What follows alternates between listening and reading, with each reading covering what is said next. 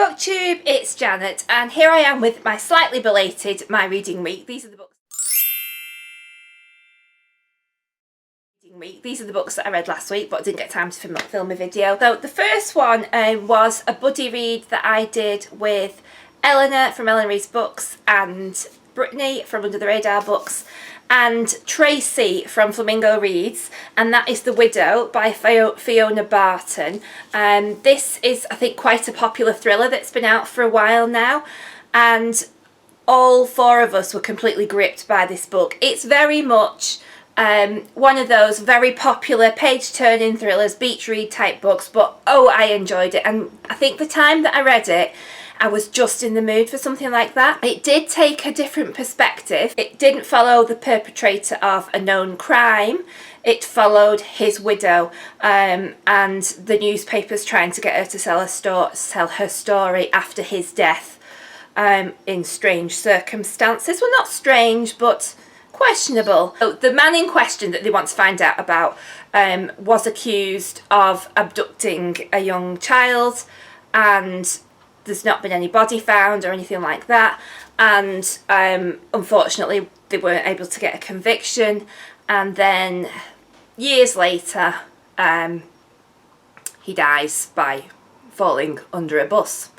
And a lot of it is the failure that the press is sort of hounding of the widow of this man to try and drag up the story and to get the details of the story and to get her perspective, and one journalist manages to do that, and you start to hear her thoughts and feelings and the things she's telling the press, and a little bit of behind closed doors, and it was absolutely gripping. We ploughed through it really quickly.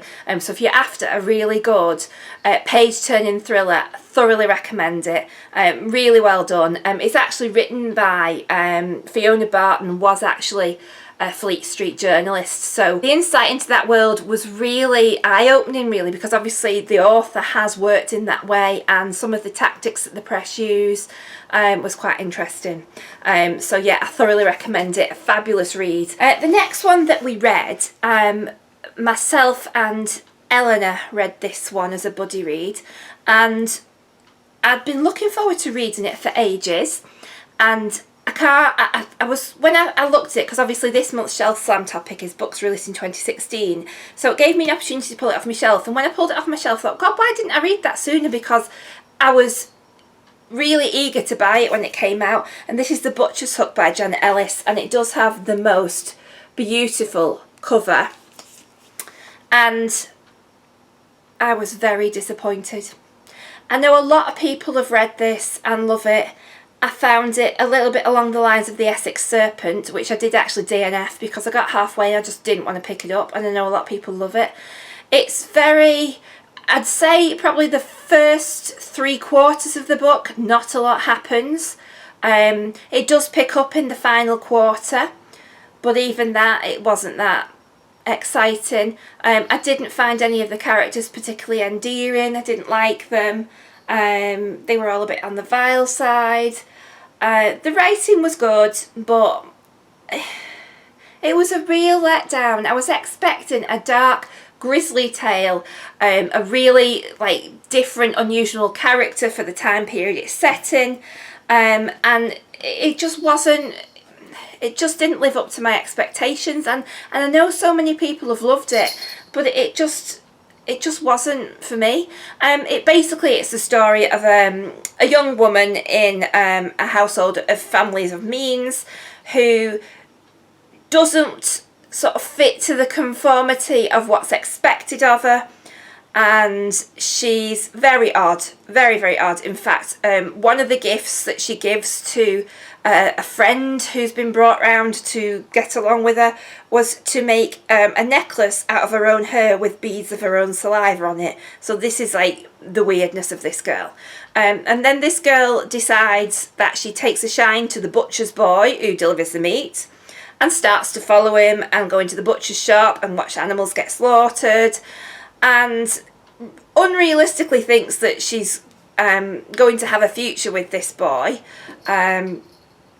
and goes about making it happen in a way that sabotages any hope that she'd have of a relationship with anybody, basically.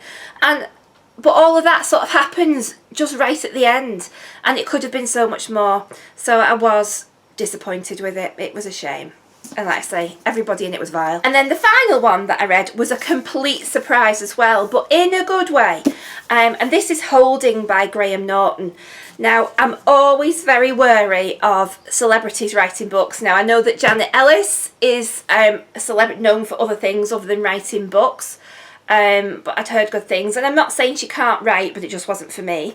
And then obviously Graham Norton, if you don't know Graham Norton, if you're not from the UK, he's like he's Irish, and he's like the top chat show host in the UK. He has a regular Friday night show. He hosts, you know, big televised events, like awards ceremonies and those sorts of things. So he's very well known. He's a very funny, affable, charming man. And so I wasn't sure what to expect when I went into this book, but I read the premise of it on the back, which I'll just go through with you. And it says, few speak of what happened to Tommy Burke or the events up at the big house, but when the land betrays a secret held deep in the ground, old rivalries, violent histories and unspoken regrets loom into view, and this once innocent seeming place must face its hidden past. I absolutely loved this. It was so good, and the person, Graham Norton, that you see on the telly is not the Graham Norton that comes through in the book. The writer comes through. It is incredibly well written. It's very engaging. The characters are so well done, so well drawn. I had lots of affection for PJ, who's the police officer in this. I identified with a lot of the characters. The close-knit village life, the gossip that goes on, the secrets that are hidden, and it was just absolutely brilliant. It just did. It surprised me. I expected on the premise of it that I was going to enjoy it. That's the reason that I bought the book, but I didn't expect to enjoy it as much as I did. It just was really, really good. And I can't wait to see what else he does. The story itself was engaging. Basically, it's set in the present day, but it's like a little sleepy village in Ireland. Small community, one police officer, and, you know, the corner shop and the pub are the hub of all the activities. And up at on an old farm, they're starting to build a new housing development, and they unearth a body, an old skeleton. And years back, the people who owned that land, the sort of the elder son went missing, and so they all presume it's his body. And so it's the investigation that takes place, and it's the secrets of the town that they all sort of know a little part of the jigsaw. And the actual explanation of who the body ends up being was really well done and really heartwarming, and I had great empathy for that, and was so well done, and I just can't praise it enough. So if you're looking for a really good read, I can't recommend this highly enough. I loved it. So that was my reading week. Sorry it's a little bit delayed. I will see you all soon, so keep reading. Bye!